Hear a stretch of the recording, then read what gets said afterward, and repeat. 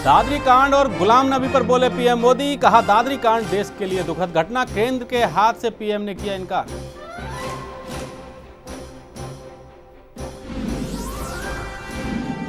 PM के बयान पर विपक्ष का हमला, लालू बोले मार दें पीट दें और कहें सॉरी, इससे काम नहीं चलता। दिग्विजय ने पूछा क्या दादरी का समर्थन करने वाले नेताओं पर कार्रवाई करेंगे। दादरी पर पीएम के बयान पर अपनों ने भी जताया विरोध। शिवसेना नेता संजय राउत ने बयान को बताया दुर्भाग्यपूर्ण, कहा ये गोधरा वाले नमो नहीं। पटना एयरपोर्ट पर अमित शाह और पीएम के पोस्टर पर घिरी बीजेपी। महागठबंधन नेताओं ने चुनाव आयोग से की शिकायत, आचार संहिता के उल्लंघन, चुनाव आयोग की कार्रवाई की मांग। इंदौर वनडे में टीम इंडिया की हालत पतली, भारत की बैटिंग लाइन अफ्रीका के सामने धराशायी। 150 से पहले ही गिरे 6 विकेट, कोहली 26 रन पर आउट।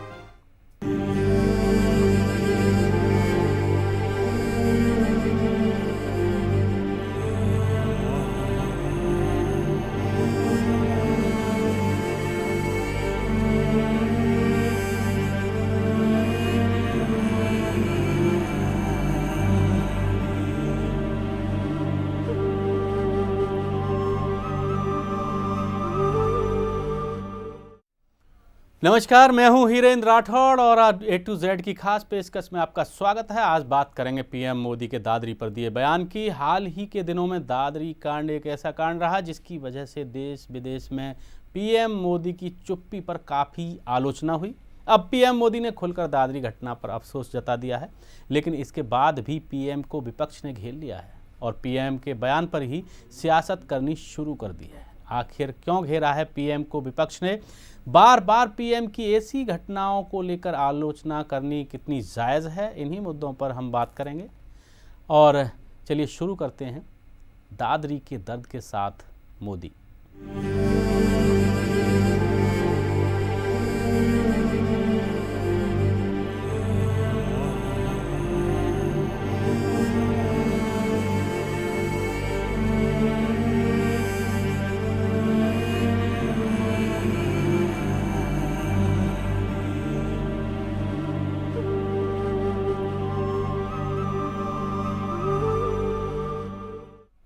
और प्रधानमंत्री नरेंद्र मोदी ने एक बार फिर से दादरी कांड पर अपने दर्द को साझा किया है। पीएम मोदी ने दादरी कांड पर दुख जताया, साथ ही साथ गुलाम अली का कंसर्ट रद्द होने पर भी प्रधानमंत्री ने अफसोस जताया। दादरी की घटना की निंदा करने के बाद भी पीएम मोदी की आलोचना हो रही। विपक्ष ने उन्हें दादरी पर दिए बयान पर घेर लिया है।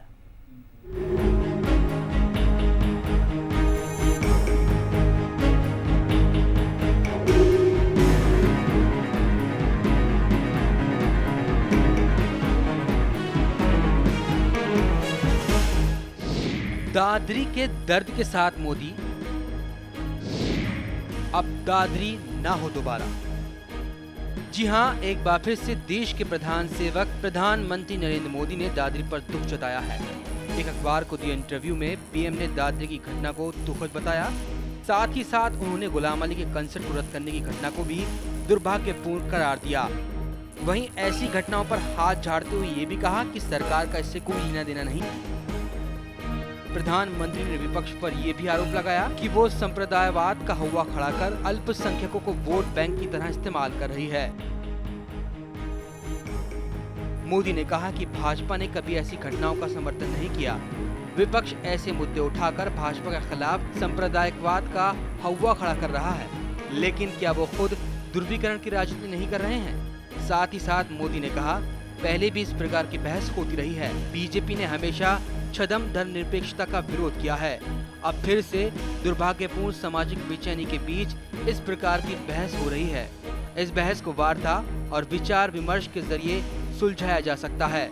मोदी ने दावा किया है कि वो पार्टियां जो इस प्रकार का दुष्प्रचार फैला रही हैं, वो अल्पसंख्यकों का विकास नहीं चाहती हैं और उन्हें वोट बैंक के रूप में देखती हैं। इससे पहले भी पीएम मोदी ने बिहार की एक रैली में दादरी कांड पर बोलते हुए कहा था कि देश को एक रहना चाहिए। विपक्ष का पलटवार। पीएम मोदी के दादरी कांड की निंदा के बाद भी विपक्ष को सब्र नहीं आ रहा है। लालू प्रसाद यादव ने कहा है कि इसे चुप्पी तोड़ना नहीं कहते हैं। आपको लगता है कि पीएम ने देर से चुप्पी तोड़ी है? लालू जी, इतना चुप्पी क्या तोड़ा है? क्या चुप्पी तोड़ा? माने तुमको मार दें, हम पीट दें और सॉरी कहें, ये कोई तरीका है? वहीं कांग्रेस नेता दिग्विजय सिंह ने पीएम मोदी पर पलटवार करते हुए कहा है कि अगर मोदी दादरी की घटना से दुखी हैं, तो जिन बीजेपी नेताओं ने दादरी की घटना का समर्थन किया है उनके खिलाफ कार्रवाई क्यों नहीं करते। साथ ही दिग्विजय ने ट्वीट किया कि यदि मोदी जी गुलाम अली का विरोध और कुलकर्णी पर कालिख पोतने को सही नहीं मानते हैं, तो क्या आप शिवसेना से गठबंधन तोड़ेंगे। वहीं शिवसेना नेता संजय राउत ने पीएम मोदी पर बड़ा हमला बोलते हुए कहा कि गोधरा और अहमदाबाद से पहचान बनाने वाले आज दुर्भाग्यवंश ऐसा बयान दे रहे हैं। ये बयान पीएम का है, नरेंद्र मोदी का नहीं। खैर, किसी घटना पर पीएम के दुख जताने के बाद भी ऐसी बयानबाजी हो, ऐसा सिर्फ भारत में ही मुमकिन लगता है। Report A2Z news.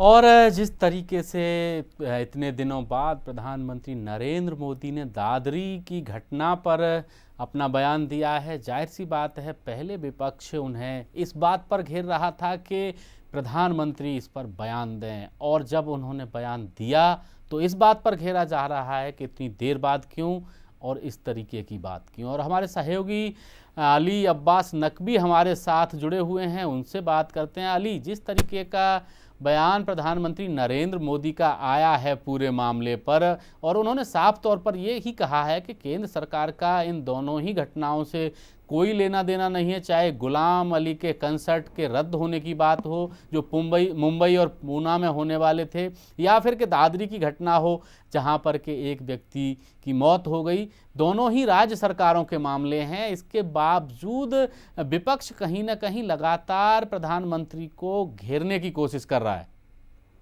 देखिए, विपक्ष शुरू से ही लगा हुआ है कि नरेंद्र मोदी कुछ ना कुछ ट्वीट करें, कुछ अपना बयान दें, या कोई किसी भी संस्था को, किसी ऑर्गेनाइजेशन को अपना बयान दे के सफाई दें कि जिस तरीके से जो हालात चल रहे हैं इस वक्त देश में, उस पर उनकी क्या प्रतिक्रिया है। आपको बता दूं विपक्ष का ये कहना किस वजह से है। हाल ही में अभी एक गायक के पुत्र की मृत्यु हुई तो उसमें फौरन नरेंद्र मोदी ने ट्वीट किया कि मुझे उसका बड़ा शौक होता है।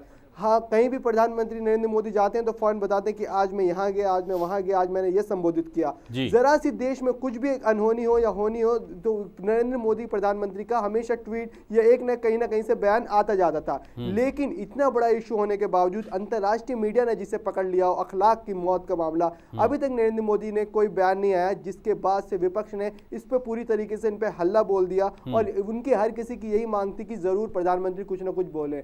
आज हालांकि जिस तरीके आनंद बाजार पत्रिका में नरेंद्र मोदी ने अपना ये साक्षात इंटरव्यू दिया, उनमें साफ तौर पर उन्होंने कह दिया है कि इस तरीके जो ये घटना हुई है, चाहे ये गुलाम अली का मामला हो या चाहे अखलाक की मौत का मामला हो, इस पे केंद्र सरकार का कोई लेना देना नहीं है। इसमें राज्य सरकार का, और सांप्रदायिकता जो लोग फैलाते हैं सिर्फ और सिर्फ वो लोग जिम्मेदार हैं। जी राठौर जी। अली, एक बात और है कि जिस तरीके से विपक्ष, तो जाहिर सी बात है कि उसका काम है घेरना, सवाल उठाना, लेकिन कहीं ना कहीं जो बीजेपी की सहयोगी पार्टियां हैं और गठबंधन के जो नेता हैं वो भी प्रधानमंत्री के इस बयान पर कहीं ना कहीं तल्ख टिप्पणी कर रहे हैं। अगर शिवसेना नेता संजय निरुपम की बात करें तो उन्होंने भी कुछ इसी तरीके का बयान दिया है।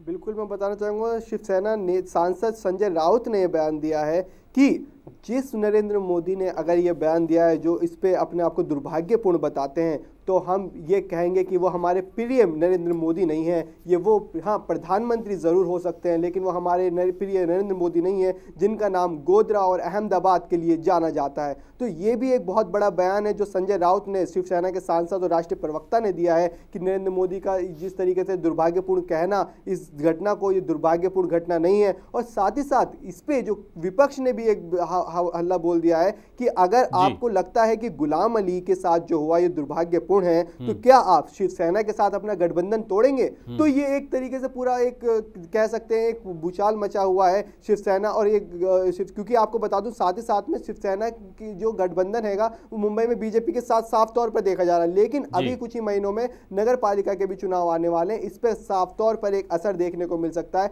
लेकिन नरेंद्र मोदी ने अपनी केंद्र सरकार और बीजेपी को इससे साफ तौर से बचा लिया है। राठौर जी बिल्कुल, आप हमारे साथ बने रहें अली, और फिलहाल हमारी इस खास पेशकश में वक्त है एक छोटे से ब्रेक का, और ब्रेक के बाद भी चर्चा जारी रहेगी। आप बने रहिए A2Z न्यूज़ के साथ।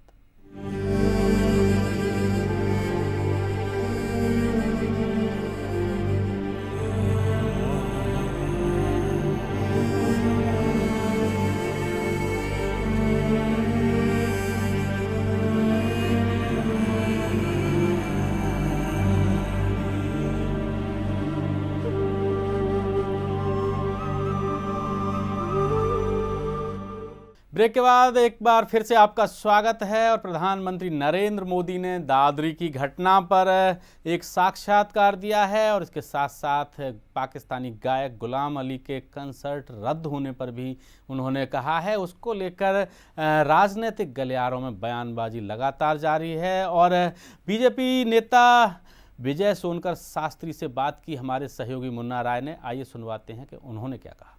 दादरी की घटना हो या कसूरी का मामला हो, इसमें जो भी चीज़ें हैं वो काफ़ी गलत हैं काफ़ी हद तक, और बड़ा दुख व्यक्त किया है उन्होंने। हमारे साथ विजय सोनकर शास्त्री साहब हैं जो बीजेपी प्रवक्ता हैं। सर, बड़ा अच्छा वक्तव्य उन्होंने कहा कि देश हित के लिए ये दुखद है और ऐसी घटना नहीं होनी चाहिए। देखिए, ये तो जिस दिन घटना हुई थी उस दिन से लेकर के अभी तक हम सब लोग यही बातें कह रहे हैं, पूरी पार्टी यही बातें कह रही है, प्रधानमंत्री जी ने भी यही बातें कही हैं। और मुझे ऐसा लगता है कि लोग ज़रा ध्यान से देखें, अपोजिशन के लोग फ्रस्ट्रेशन में कितने परेशान हैं कि वो ये समझ ही नहीं पा रहे हैं कि हकीकत क्या है। वो घटना निस्संदेह दुर्भाग्यपूर्ण घटना थी, निंदनीय घटना थी, ये हमने पहले भी कहा था और आज भी बोल रहे हैं। पर ऐसी जब घटना होती है तो केंद्र सरकार का उससे क्या लेना देना। लेकिन फिर भी हमारी सरकार ने एडवाइजरी नोट जारी किया और स्टेट गवर्नमेंट से रिपोर्ट भी तलब किया। उसी जगह उत्तर प्रदेश में आज तक 400 घटनाएं हुई थी और कम से कम यूपीए सरकार जब तक थी केंद्र में तब तक तो कम से कम 200 घटनाएं तो हुई ही थी, सांप्रदायिक घटनाएं उत्तर प्रदेश में और इसी समाजवादी पार्टी के शासनकाल में। लेकिन मुजफ्फरपुर जैसी बड़ी घटना भी होती है, उस घटना का भी एडवाइजरी नोट जारी नहीं किया जाता है, स्टेट से रिपोर्ट तक नहीं मंगाया जाता है, जबकि केंद्र से कोई उसका लेना देना न होते हुए भी, क्योंकि ये स्टेट का मामला था, फिर भी केंद्र सरकार ने उस पर अपने विचार व्यक्त किए, अपनी कार्रवाई की। तो मुझे ऐसा लगता है कि डबल स्टैंडर्ड अपनाया जा रहा है विपक्षी दलों के नेताओं के द्वारा। जी सर, लालू यादव ने कहा है कि पीएम दबाव में ये बयान दे रहे हैं, क्या मानते हैं? लालू यादव तो खुद ही इस समय मानसिक दबाव में है, परेशान है। पहले दौर का जो वोटिंग हुआ है उसमें 7% नए मतदाताओं ने वोटिंग किया है, यानी पिछले वोटिंग से 7% ज़्यादा वोटिंग इस बार हुआ है। ये 7% क्यों निकले घर से, ये लालू यादव को परेशान कर दिया है। लालू यादव उस दबाव में इस तरह की उल्टी सीधी बातें बोल रहे हैं। सर, सपा के एक कैबिनेट मंत्री हैं आजम खान, उनका कहना है कि पीएम की घर वापसी हुई है लेकिन देर में हुई है। आजम खान को तो शर्म करनी चाहिए, जिस तरह से देशद्रोही बयान उन्होंने जारी किया था। उत्तर प्रदेश की घटना, जिस घटना में सीधे उन लोगों का हाथ होता है, जिम्मेदार होते हैं, लॉ एंड ऑर्डर की बात होती है, उनकी सरकार और उसी सरकार में मंत्री है, वो कहते हैं कि इसको यूएनओ में उठाएं। शर्म आनी चाहिए ऐसे लोगों को बात करते हुए। और पूरे देश ने देखा है कि उनकी बातें क्या है। ऐसे लोगों के बातों का कोई औचित्य नहीं और कोई वजन भी नहीं होता है। जी, तो ये थे विजय सोनकर शास्त्री साहब, जिनका कहना था कि वास्तव में पीएम ने बहुत अच्छी बात कही है। और सबसे बड़ी बात है विपक्ष का, अगर पीएम न बोले तो भी हंगामा, अगर कुछ बोलें तो भी हंगामा। आखिर विपक्ष है, इनका काम ही बोलना है, और उल्टे सीधे सवाल इनकी फितरत बन चुकी है। कैमरामैन संजय वर्मा के साथ मुन्ना राय, A2Z न्यूज़, दिल्ली। अली, जिस तरीके से हमारे सहयोगी मुन्ना राय कह रहे थे कि पक्ष के नेता यानी कि पीएम बोलें तो भी हंगामा और नहीं बोलें तो भी हंगामा, विपक्ष का तो काम ही यही है। और कहीं ना कहीं दादरी की घटना को जिस तरीके से बढ़ा चढ़ाकर केंद्र सरकार से विपक्ष जोड़ने की कोशिश कर रहा है, प्रधानमंत्री ने केवल उतना कहा है और जो सभी नेताओं ने कहा है वही प्रधानमंत्री ने कहा है। फिर विपक्षी दलों को ये बवाल क्यों परेशानी हो रही है विपक्षी दलों को? देखिए, नरेंद्र मोदी की 40 से ज़्यादा बिहार में रैलियां जी, और रैली में भी नरेंद्र मोदी ने अभी हाल ही में बुधवार के दिन भी एक बात बोली थी कि आप लोग सांप्रदायिकता ताकतों की तरफ ना जाएं, उनकी बातें ना सुने। अगर आपको बात सुननी है तो राष्ट्रपति का भाषण सुने। राष्ट्रपति ने जिस तरीके से बयान दिया, अपनी बात कही थी, उन्होंने साफ तौर पे कहा था कि आपको देश की एकता बढ़ानी है, आपको देश की एकता को बचाए रखना है और आप ही को देश का मान बचाए रखना है। तो नरेंद्र मोदी ने भी साफ तौर पे ये कह दिया था कि आपको सुननी है बात तो सीधी सीधी तौर पे आप राष्ट्रपति की बात सुनिए, किसी सांप्रदायिक पार्टी की बात ना सुनिए, क्योंकि ये लोग सिर्फ और सिर्फ राजनीति की रोटी सेकते हैं। तो इसी तरीके से देखने को यही मिला था कि नरेंद्र मोदी का हमेशा ये अपने आप को भी बचाना था और साथ ही साथ उन्होंने ये कहा कि आपको ये देखना है कि हिंदू मुस्लिम से लड़ना है या मुस्लिम हिंदू से लड़ना है, ये ना देखें, आपने गरीबी की तरफ लड़ना है, आपको गरीबी से लड़ना है, क्योंकि जब भारत गरीबी से हट जाएगा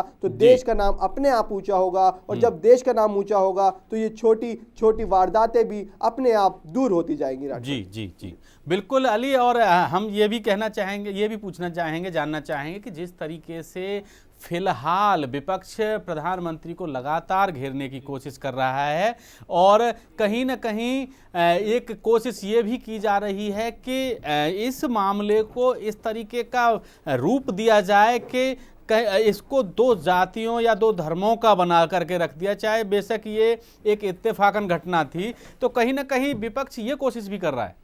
देखिए, इस वक्त चुनाव भी सर पर है और विपक्ष तो चाहता ही है कि किसी भी तरीके से हो हम अपने पक्ष को सामने रख सकें। जिस तरीके से लालू प्रसाद यादव का भी एक बयान आया था, आपत्तिजनक बयान था, जिस पे पूरा पक्ष जो यहाँ पे सरकार थी उसने भी बिल्कुल निंदा की कि इस तरीके का बयान नहीं देना चाहिए। लेकिन यही कहना ज़रूरी है क्योंकि जब तक राजनेता अपने बयानबाजी नहीं करेंगे, कैसे उनका वोट अपनी तरफ जाएगा, चाहे ओवैसी हो, चाहे लालू प्रसाद यादव हो या चाहे गिरिराज सिंह हो, क्योंकि इन्हीं के बयान ऐसे होते हैं जिससे जनता इधर से उधर होती है, वो अपने सांप्रदायिक अपनी जो आस्था होती है उनकी आस्था जग जाती है और उसी आस्था के चक्कर में आके। चलिए अली, हमारे साथ कांग्रेस नेता संजय कुमार जुड़ गए हैं, उनसे बात करेंगे। संजय जी, स्वागत है आपका हमारे स्टूडियो में। और जिस तरीके से अभी फिलहाल आज के दिन प्रधानमंत्री नरेंद्र मोदी ने अपना एक साक्षात्कार दिया है अपने एक अखबार को और उन्होंने कहा है कि दादरी की घटनाओं के लिए खेद जताया है कि ऐसी घटनाएं नहीं होनी चाहिए। और उन्होंने ये भी कहा है कि गुलाम अली जो कि पाकिस्तानी गायक हैं, उनके जो 2 कंसर्ट रद्द हुए, इस तरीके की घटनाएं भी नहीं होनी चाहिए। लेकिन उन्होंने ये भी कहा है साथ के साथ कि इन दोनों ही घटनाओं में केंद्र सरकार का कोई रोल नहीं है, दोनों मुद्दे राज्य सरकार के हैं और विपक्ष खामखा इस मामले को तूल दे रहा है और कहीं ना कहीं वोट बैंक की राजनीति कर रहा है। क्या कहेंगे? देखिए, अगर ये सब चीजें देखे जाए तो उन्हीं के पार्टी वाले जितने भी लोग हैं वही इस चीज को कर रहे हैं। अब देखिए, जहां तक गुलाम अली का बात है, वो तो ऑलरेडी महाराष्ट्र सरकार बीजेपी की सरकार है। एक पक्ष और एक विपक्ष, एक सरकार में ही बैठे लोग पक्ष और विपक्ष करेंगे तो ये कैसे होगा? कोई भी, अगर गुलाम अली एक टेररिस्ट तो नहीं है जी, वो एक सिंगर है। अगर हमारे देश में कोई भी इस तरीके का लोग अपना कंसर्ट करने आते हैं या कोई प्रोग्राम करने आते हैं तो हमें उनका स्वागत करना चाहिए, ना कि उनके साथ विरोधाभास जता के उनको प्रोग्राम नहीं करने देना। ये एक दुखद घटना है। और जहां तक ये बीजेपी की दोहरी नीति है, ये साफ पता चल रहा है। एक तरफ शिवसेना लोगों के मुंह पे कालिख पोते चल रही है और दूसरा बीजेपी कर रहा है कि कालिख मत पोतिए। तो ये मुझे इनकी कॉन्सेप्ट ये खुल के क्यों नहीं बताते हैं कि ये गलती है मेरी और एक्सेप्ट करें कि हाँ हमने गलती किया है इन सब मामलों में और इसके लिए हमें जनता के सामने माफी। दादरी की घटना की बात करें तो उसमें क्या कहना है आपका? देखिए, दादरी की घटना ये तो कम से कम कितने दिनों के बाद आज प्रधानमंत्री का बयान आया है। इतना दिन से तो प्रधानमंत्री जी बयान नहीं दे रहे थे। आज उनको जब बिहार में इलेक्शन का सेकेंड फेज स्टार्ट हुआ है तो ये बयान दिए हैं। जिस दिन घटना होती है उस दिन बयान देना चाहिए था, उसके बाद लोगों को बताना चाहिए था। ये दोहरी नीति में अभी भी आपको लेकिन क्या लगता है आपको कि प्रधानमंत्री हर एक घटना पर बयान दें? क्योंकि ये घटना भी उसी तरह की घटना है जब कि पहले भी इससे बहुत सारे इससे बड़े बड़े हादसे हो चुके हैं और कांग्रेस के प्रधानमंत्री ने भी कोई बयान नहीं दिया है। ऐसा नहीं है, दुख जताया है, बयान दिया है कि ऐसी घटना नहीं होनी चाहिए। आज हमारे देश के जितने भी गण्यमान्य लोग हैं वो अपना अवार्ड वापस कर रहे हैं। इस घटना से इतने लोग दुखी हैं, विदेशों में हमारी इसकी बहुत ज्यादा साख हमारी गिरी है। ये एक तो मानवता की चरम सीमा पार कर गई है जी। और आज प्रधानमंत्री का बयान आने से बहुत कुछ फर्क नहीं पड़ जाएगा। हाँ, ये बयान अगर शायद वो उसी दिन दिए होते तो एक लोगों को समझ में आता कि हाँ ये बयान उस समय दिया गया जबकि ये घटना हुई है। घटना होने के शायद कितने दिन बाद, जबकि बहुत ज्यादा राजनीतिक प्रेशर पड़ा, बहुत सारे लोग इसको मुद्दे को उठाए, तब जाके प्रधानमंत्री को लगा कि नहीं नहीं ये कहीं नहीं मुद्दा ना बन जाए, तो इस वजह से उन्होंने इसको फिर जाके अभी बयान दिया है। चलिए, अली हमारे साथ जुड़े हुए हमारे सहयोगी लगातार। अली, आपको क्या लगता है कि जिस तरीके से अभी कांग्रेस का पक्ष आया है, संजय कह रहे हैं कि प्रधानमंत्री को उसी दिन बोलना चाहिए था, पहले भी ऐसी बहुत सारी घटनाएं हुई हैं, सांप्रदायिक दंगे हुए हैं, तब भी प्रधानमंत्री का साथ के साथ बयान नहीं आता रहा है।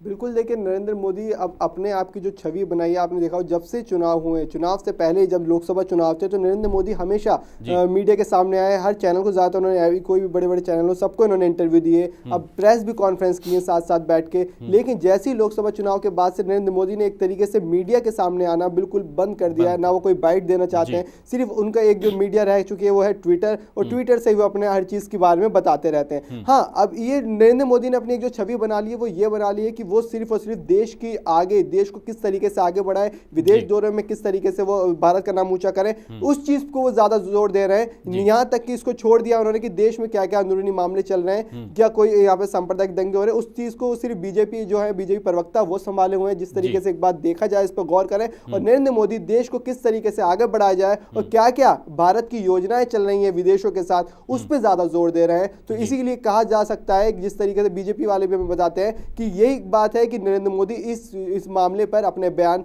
नहीं दे रहे हैं। चलिए अली, आप हमारे साथ लगातार बने रहिएगा। संजय जी, आपसे जानना चाहेंगे कि राहुल गांधी जाते हैं विसैड़ा जब ये घटना होती है, और जो असदुद्दीन ओवैसी हैं वो जाते हैं वहाँ पर, जिनका के दूर दूर तक वहाँ इसे इलाके से कोई लेना देना नहीं है, तो जाहिर सी बात है कि राजनीति तो इस मामले पर शुरू से ही शुरू हो गई थी। देखिए, शुरू से शुरू हुई या बाद की बात हुई ये तो नहीं जाना, हम तो संवेदना व्यक्त करने गए थे कि ऐसी चीज़ें नहीं होनी चाहिए। राहुल जी एक संवेदना व्यक्त करने वहाँ गए थे। और देखिए, किसी की हत्या होती है कोई बिना वजह बिना कारण जी, तो इस हम लोगों का तो दायित्व है कि अगर कोई भी इंसान की अगर कुछ होती है, जान जाती है, तो एटलीस्ट संवेदना तो व्यक्त करना चाहिए। संवेदना व्यक्त करना चाहिए। हम आपसे ये भी जानना चाहेंगे कि उत्तर प्रदेश में ही, पश्चिमी उत्तर प्रदेश में ही गायों को भरे हुए ट्रक को कुछ लोग ले जा रहे थे, एक पुलिस वाले सब इंस्पेक्टर ने उन्हें रोकने की कोशिश की, उनके ऊपर ट्रक चढ़ा दिया गया। वहाँ पर कोई भी कांग्रेस का नेता नहीं गया, कोई असदुद्दीन नहीं गया, वो दूसरे धर्म का था, तो और सरकार की तरफ से उसके लिए कोई मुआवजे की नहीं, हमारे लिए देखिए हत्या तो हत्या होती है, चाहे कोई धर्म कोई जाति। का नेता नहीं गया कोई? नहीं गया, ये अलग बात है, नहीं गया कैसे नहीं, लोकल लीडर वहां गए होंगे, लेकिन हत्या तो हत्या होती, किसी की भी जान जाए। कांग्रेस का ये सोच नहीं है कि ये कोई धर्म और जाति से नहीं, लगता तो है ना कि कहीं ना कहीं जाति विशेष को देख करके राजनीति हो रही है, धर्म विशेष को देख करके राजनीति हो रही है। एक धर्म का कोई व्यक्ति अगर किसी घटना का शिकार होता है तो वहां पर सारे नेता पहुंच जाते हैं, और एक व्यक्ति उसी वजह से दुर्घटना का शिकार होता है तो वहां कोई नहीं जाता, उसके लिए कोई उसका मदद का ऐलान नहीं किया जाता। नहीं, ऐसा नहीं है। वहाँ को भी हम लोग अभी संज्ञान लिए हैं और लोग गए हैं, हमारे लोकल लीडर एमएलए और बीयूपी के जो एक्स एमएलए हैं वो भी गए हैं। ऐसा कुछ नहीं है आप जो बता रहे हैं जी। लेकिन सबसे बड़ी बात है कि कोई भी घटना हो, दुर्घटना हो, उसका अगर हम संज्ञान नहीं लेंगे, लेकिन आज का दौर में देखिए, पहले तो ऐसा दौर बहुत बार नहीं चला कि जितने भी हमारे प्रतिष्ठित लोग हैं सारे के सारे हमारे। चलिए, हमारे साथ हमारे सहयोगी अली लगातार जुड़े हुए। अली, हम आपके पास आना चाहेंगे, आपसे जानना चाहेंगे कि एक तरफ एक घटना होती है, वहां पर बहुत सारे लोग जाते हैं, बड़े बड़े नेता जाते हैं, और उसी तरह की जुड़ी हुई एक दूसरी घटना होती है जिसमें एक एसआई मारा जाता है, वहां पर कोई नहीं जाता, उस मुद्दे को राजनीतिक रंग नहीं दिया जाता। क्या लगता है आपको कि कहीं ना कहीं धर्म की राजनीति हो रही है? बिल्कुल कह सकते हैं इसमें कि धर्म की राजनीति हो रही है, और ये अभी यही नहीं कह सकते कि अभी हो रही है, ये शुरुआत से ही चली आ रही है। देखिए राठौड़ जी, जिस तरीके से हमारी A to Z न्यूज़ की मुहिम है, हमारी मुहिम यही है कि हमेशा हम अपने देशवासियों को, अपने दर्शकों को हम हमेशा यही संदेश देते रहते हैं कि सांप्रदायिक ताकतों को एक तरफ ना देखिए, सिर्फ और सिर्फ अपने भाइयों की तरह समझिए एक दूसरे को। क्योंकि हमने एक तरीके से दिखाया भी एक प्रोग्राम में कि रामलीला का जिस तरीके से हमने एक प्रोग्राम दिखाया जिसमें हिंदू और मुस्लिम समाज के लोगों ने खुद मिलकर एक रामलीला का आयोजन किया और साथ साथ वो चला भी रहे। तो हमारे देश के सभी नागरिकों को हमारा A to Z न्यूज़ की तरफ से भी एक संदेश है, एक अपील करते हैं कि सब एक साथ रहे, जिससे देश तरक्की करे। आपका बहुत बहुत धन्यवाद, आप इस चर्चा में शामिल हुए हमारे साथ A to Z की खास पेशकश में। संजय जी, आपका भी बहुत बहुत धन्यवाद, आप हमारे साथ शामिल हुए। और हमारी आज की खास पेशकश में बस इतना ही। आप बने रहिए A to Z न्यूज़ के साथ। नमस्कार।